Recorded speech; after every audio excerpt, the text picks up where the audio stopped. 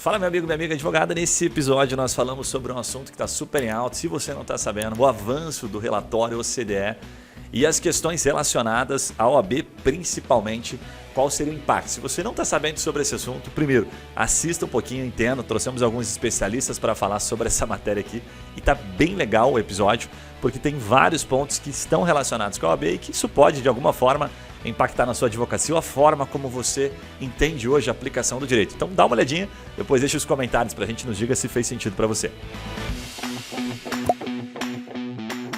Senhoras e senhores, está começando mais um TreeMindCast por aqui. O episódio de hoje está bem polêmico, temos um assunto aqui super bacana. Nós vamos falar sobre a reforma da OCDE, ou OCDE também, que eu acabei de descobrir aqui que pela primeira vez uma sigla, né, aplicável ao nosso português. Então, se você não entende tanto de inglês como eu, você está tranquilo, pode falar OCDE que também está correto, tá?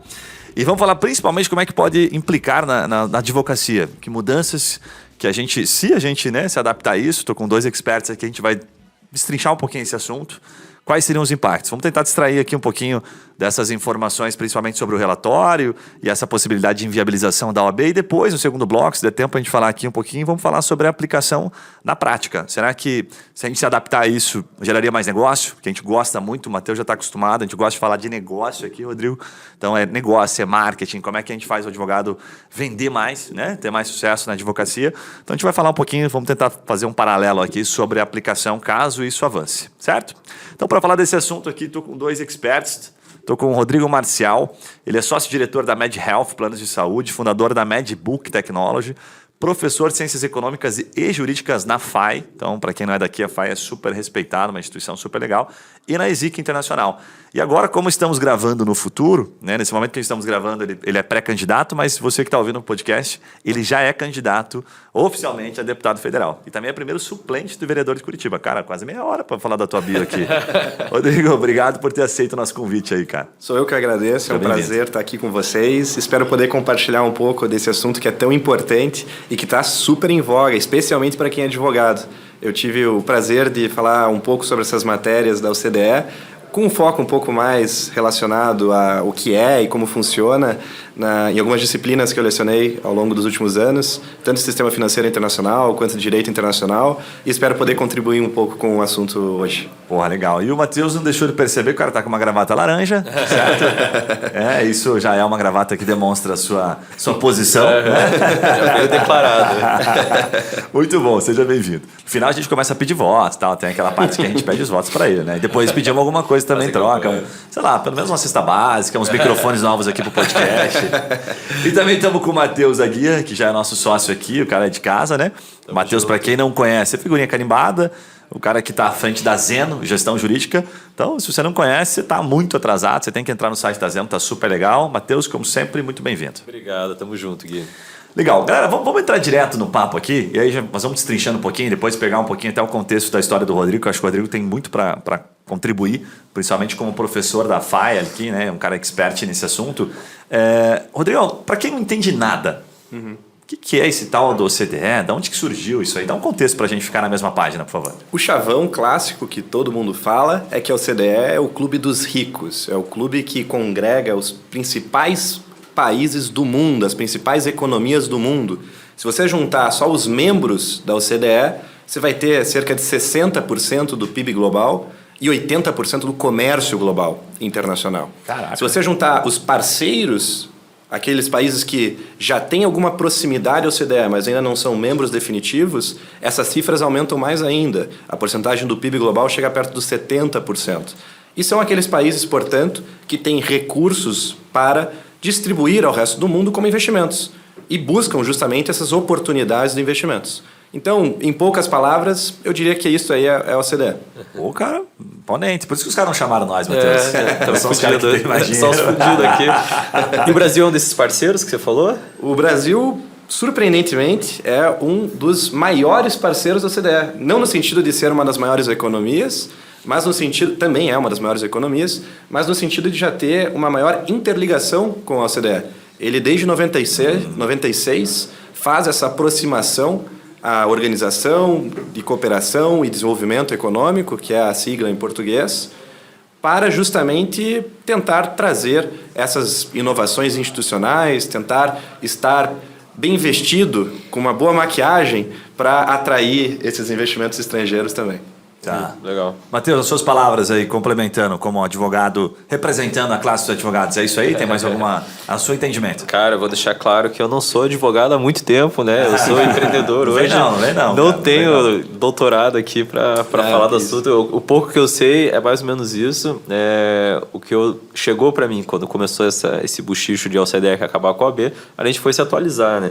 E o que chegou para a gente foi muito isso, que a OCDE é uma organização que o Brasil tenta entrar há muito tempo, né, não consegue, e ela vem dando motivos e pareceres, e, cara, o que o Brasil tem que se desenvolver ainda para ser um país no patamar de entrar lá. Muito mais do que ter um PIB grande, a gente precisa se desenvolver a nossa parte jurídica também, a nossa parte regulatória, para poder entrar nesse mercado. É até aqui que eu sei.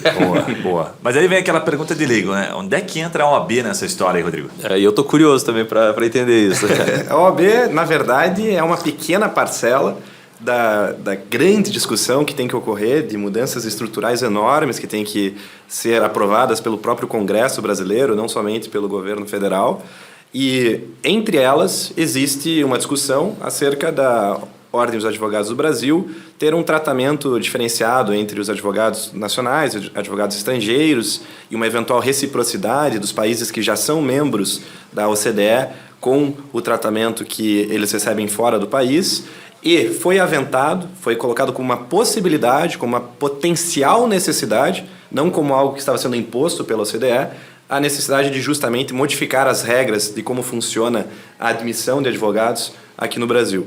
A sugestão, inclusive, paradoxalmente, era de que esta seleção de como entrará o advogado na carreira fosse feito não por uma organização em separado do Estado, mas pelo próprio governo, fosse estatizada por o exame da ordem. Caramba. E não era, portanto, necessariamente de encerrar com o exame da ordem. Sim. Até porque você olha para países que já fazem parte da OCDE, como é o caso dos Estados Unidos, que tem lá o exame da ordem bar, deles, né? O Bar Exam, exatamente. Na Europa é a mesma coisa.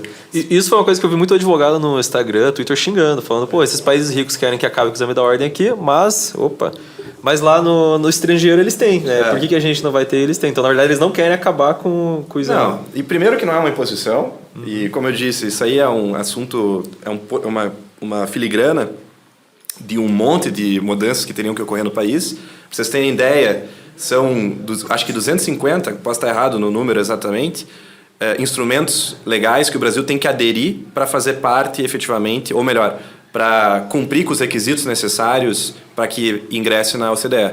E como eu havia falado antes, o Brasil já está bem avançado nesse aspecto. Ele já cumpre com 115, salvo engano, desses 250 instrumentos legais. É o parceiro-chave, como chama a OCDE ao Brasil desde 2014. Novamente, posso estar equivocado nas datas exatas.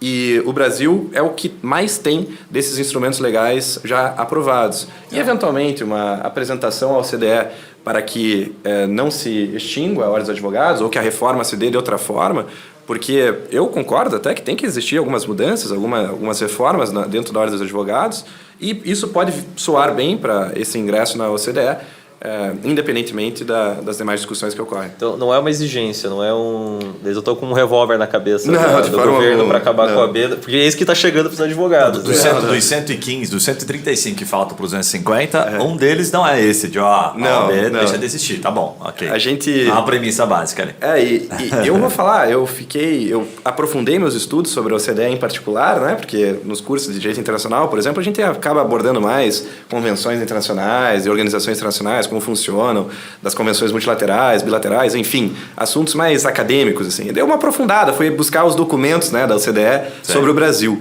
E, cara, é muito legal, porque como economista também, aliás, eu sou apaixonado pela economia, embora o meu ganha-pão na empresa seja a diretoria jurídica, a minha paixão, aquilo que eu gosto de dar aula é de economia mesmo. Sim. Felizmente, agora, recentemente, já no meu 3º ano como professor ali na FAI, lá na ESIC, eu pude escolher as matérias de economia mesmo, mas enfim. Ganhou o direito ali.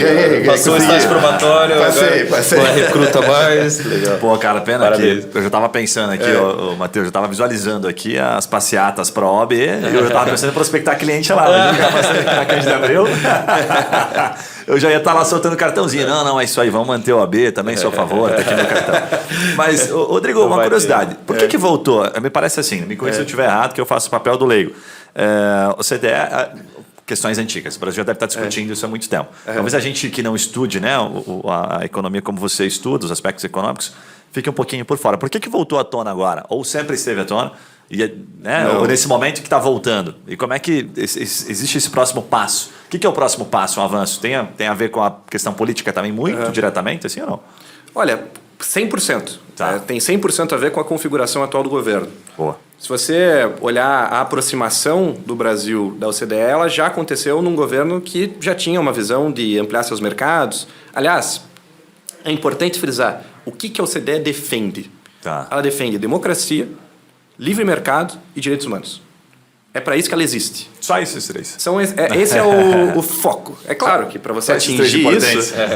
Agora, passa muita coisa. 250 tópicos aí. Então, para o pessoal que acha que são os capitalistas malvados, você vai lá nas exigências da OCDE, exigências centrais da OCDE para o ingresso do Brasil é, por exemplo, a proteção do meio ambiente, de compromissos para reduzir a pegada de carbono e por aí em diante. Então, é bom frisar isso também. Tá. Então, o Brasil, em 96, já ingressa na OCDE dentro de uma das suas diversas comissões. Salvo engano, são mais de 100 comissões de discussão de temas de política pública, de como está funcionando as instituições, de quais são as reformas que precisam ser feitas. E o Brasil ingressou em uma delas lá em 96. Foi autorizado a fazer isso. Desde então, ele vem participando de cada vez mais comissões. E você pega hoje, a OCDE, agora em fevereiro, lançou um convite ao Brasil apresentar a sua admissão ao quadro de países membros, efetivamente. Recente, então? É recente. Tá. Isso já vem sendo trabalhado há muito tempo, desde 96, como ele disse. A gente já vem passando de fase, que são os documentos, né? Devagarinho, quietinho, bastidores, ok? Contudo, nesse meio tempo, é claro, tiveram outros governos que não tinham esse interesse em se aproximar dos países do Ocidente, por assim dizer, somados ali ao Japão e à Austrália e Coreia do Sul. E por quê? Porque existe uma visão de que não é benéfico ao nosso país estar aberto a investimentos de fora, a competição de fora, de ter as nossas indústrias competindo diretamente com as indústrias de fora do nosso país. Tem campeões nacionais que não vão se beneficiar disso. E existe todo um argumento ideológico também de que o Brasil não tem que se submeter aos interesses de fora e mudar suas instituições protegendo-se desses interesses de fora. Claro. Considero isso balela, particularmente. Mas isso existe, e existiu e foi muito forte no Brasil. Motivo para discussão tem um monte, né? Com certeza. Mas um monte mesmo, né? E é por isso que voltou à tona tão recentemente. Legal. Porque na saída do governo Dilma e na entrada do governo Temer, houve uma reaproximação. Legal. Não podemos falar que ficou parada a parceria ao longo dos governos do PT. Pelo contrário, tiveram alguns marcos de avanços, mas estava em stand-by. Não era uma prioridade. Certamente que não. A situação da China foi prioridade maior? Principalmente. Tô falando como leigo, tá? Mas é isso aí. Você é advogado ou advogada e quer explorar novas áreas de atuação no seu escritório ou fechar novos contratos dentro da sua área de atuação? E se eu te disser que você pode começar amanhã e os primeiros resultados vão aparecer antes de 29 dias? Se isso te interessa, fica comigo que eu vou te contar como. A TreeMind desenvolveu uma metodologia extremamente ágil, que é capaz de dar start nas suas campanhas em apenas um dia. E o melhor, sem se preocupar com a criação de um site. Iniciando uma campanha, você recebe gratuitamente uma landing page de alta conversão.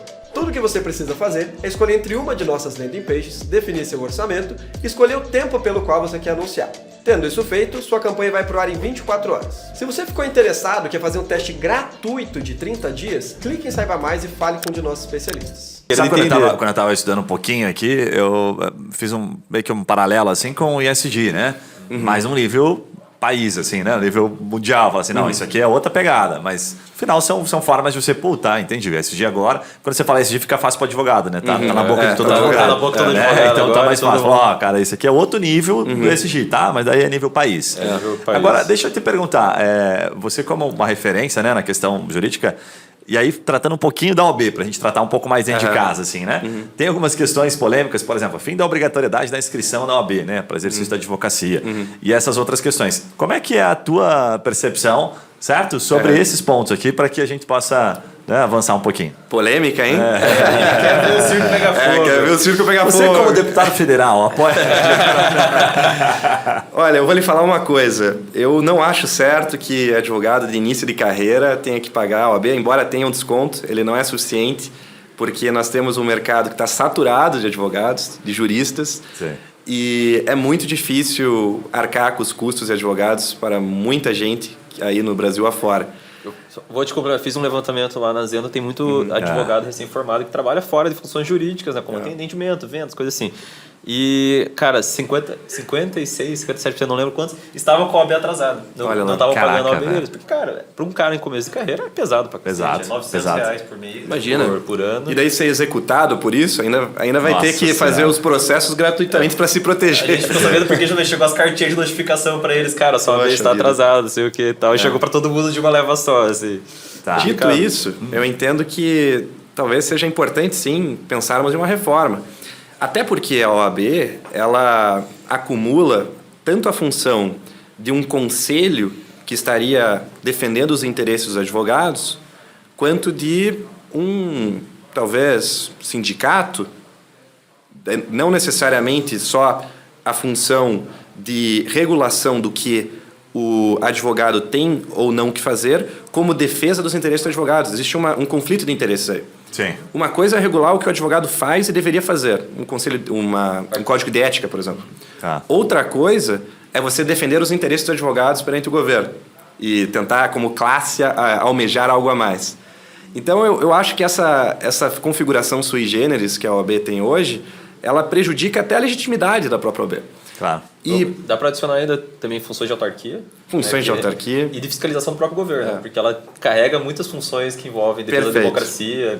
É quase o Ministério Público. Matheus, impecável, porque era exatamente, me fugiu a memória, mas era exatamente isso. Era de um lado exerce a função de conselho, outro de agência reguladora.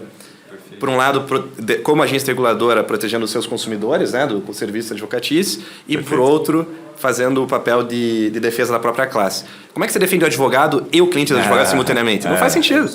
É possível. O famoso conflito de interesse aí, né? Uma das demandas que tem ali que a gente viu muito é a questão de acabar com a tabela de honorários mínima. Isso gerou uma discussão grande. Mas assim, existe ainda, vai? Olha, formalmente existe. E conheço advogados que foram autuados já por cobrar a menos disso. É muito comum. Você vai falar com só para a OAB que ainda o pessoal aplica, né, a tabelinha, né? A OAB podia fazer uma promoção, tipo assim, você tem que pagar se você conseguir cobrar pelo menos um no ano, né, na tabela. Cara, com certeza ia extinguir, porque os advogados não conseguem aplicar, a grande maioria, né? Salvo aqueles que já estão lá no fosse para outro aplicar, patamar. Estavam todos desempregados. Perfeito. Não ia ter serviço.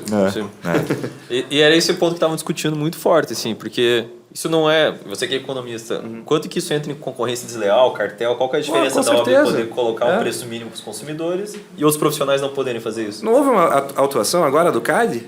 Recente? Justamente argumentando que isso seria uma prática anticompetitiva, que seria lesivo aos consumidores. Se fosse implementada, imagine, pagar os valores altos de uma tabela de OAB de uma população miserável que a gente tem no Brasil. A gente não pode esquecer que tem muito brasileiro que precisa fazer inventário e que está aí nos 50% mais pobres do Brasil que não recebe nenhum salário mínimo. Perfeito. E vai pagar quanto que está na tabela de honorários hoje? Uns 3 pau para fazer o inventário? Um inventário? Bem mais. Não, meu querido, já está uns R$9.000. Não, tá brincadeira. Mas o percentualzinho ali, faz né? tempo que eu me formei, hein? Cara, na Zena, assim, uma das features que a gente tem para o advogado é um gerador de propostas.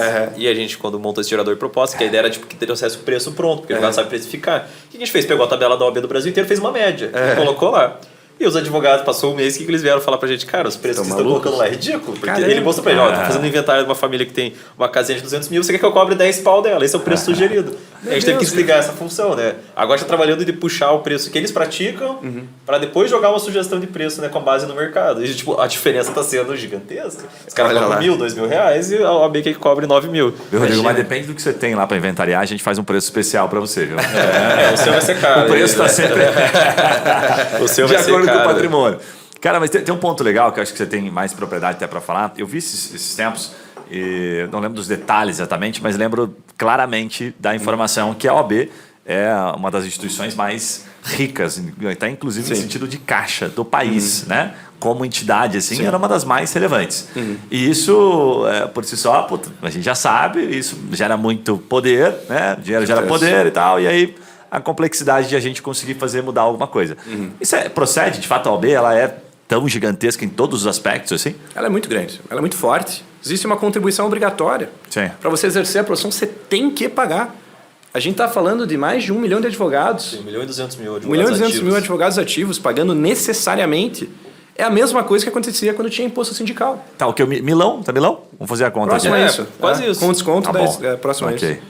Então a gente está falando de uma situação muito parecida. Vai dar 1 bilhão, você está fazendo essa conta. Vai dar 1 bilhão. Cara, dá 1 bilhão, né? Dá bilhão. Caraca, velho. Eu também tenho que fazer ali os números na cabeça dele. Tipo. 1 bilhão aí, uns 100 milhões por mês. É uma receita considerável. Mas isso é claro, está separado tem bastante custo também, né? Mas está separado nas suas entidades. Né?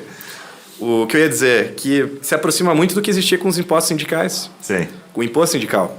Os sindicatos eram muito fortes. Por que eles tinham essa presença tão grande na sociedade civil, nas discussões políticas? Porque eles tinham uma renda que eles necessariamente iam receber do Estado. É quase como se fosse realmente um órgão da administração indireta, recebendo dinheiro direto da população que é obrigatório pagar. E eles não têm... E o pior, é uma organização nessas condições que é extremamente politizada. Perfeito. E tamanha é a politização que existe movimento de grandes advogados, de advogados respeitadíssimos, que buscam o fim da OAB, ao menos a sua redução, a sua reforma, e criaram inclusive uma associação aqui no Brasil, que provavelmente você já conhece, que é o Instituto dos Advogados do Brasil, e que congrega algumas das maiores mentes jurídicas aqui do nosso país, justamente com esse propósito de que seja uma organização sem política. Embora eu tenha essa veia política, embora eu tenha essa pretensão agora de chegar à Câmara Federal, e estou muito próximo, inclusive, de entrar na Câmara Municipal. Aliás, essa aqui é uma novidade que ninguém sabe. Eu estou numa situação de potencialmente ter que assumir a vereança de Curitiba nas próximas semanas. A vereadora Indiara, que foi a mais votada de Curitiba, inclusive, talvez tenha que sair em razão da sua gravidez. E nesta hipótese, eu assumiria e me tornaria vereador aqui de Curitiba. Imagina, no meio da campanha para deputado federal. Como suplente, você está logo na linha sucessória? Eu sou o primeiro da linha sucessória. Ok, perfeito. A suplência é assim que funciona. A gente tem 2 vereadoras aqui em Curitiba. Caso uma delas, por qualquer motivo, tenha que se afastar... Você supre as 2. Eu assumo a vaga de vereança no lugar. Qualquer uma das 2. Qualquer uma das 2, Legal. O nosso sistema político é complexo. Eu sou advogado e eu não sabia disso. Não, isso é complexo pra caramba. Mas voltando ao tema em voga... A OAB, ela, portanto, merece a atenção de todos os advogados, de toda a sociedade civil brasileira, porque ela impacta bastante na sociedade civil brasileira. E não considero que a forma como ela é politizada seja benéfica ao país. Eu acho que as organizações privadas, organizações públicas, elas têm que estar focadas nos seus objetos e não podem ser instrumentalizadas para um partido político, para uma ideologia política. Ainda que seja a minha ideologia. Eu acho que elas têm que estar focadas naquilo que elas se propõem a fazer. E, infelizmente, eu tenho a impressão de que a OAB, especialmente em nível federal, não exerce mais essa função. E, portanto, se torna muito mais legítima essa discussão acerca de reformas e alterações no método que ela funciona. Legal. Se você gostou desse corte, tenho certeza que você vai gostar do episódio completo, que a gente não fala só sobre relatório de OCDE, mas fala sobre alguns aspectos econômicos. Com essa pessoa, com esse nosso convidado, que é uma referência, o Rodrigo dá aula também de economia, além de ser formado em Direito e também ministrar aulas de Direito, ele traz uma visão muito bacana do mercado jurídico que é muito difícil a gente ver por aqui. Então te convido a ver o episódio completo, acessa direto no YouTube ou pelas plataformas de streaming de áudio, que você vai encontrar o nosso episódio. Te convido para assistir 2 podcasts, 2 vídeos que estão bombando por aqui. Um é sobre como captar clientes e o outro também é sobre o Google Ads, enfim, as aplicações da ferramenta para que você capte mais clientes no seu dia a dia. Espero que você goste, não esquece, segue o canal, deixa o seu comentário e a gente se vê nos próximos podcasts. Valeu!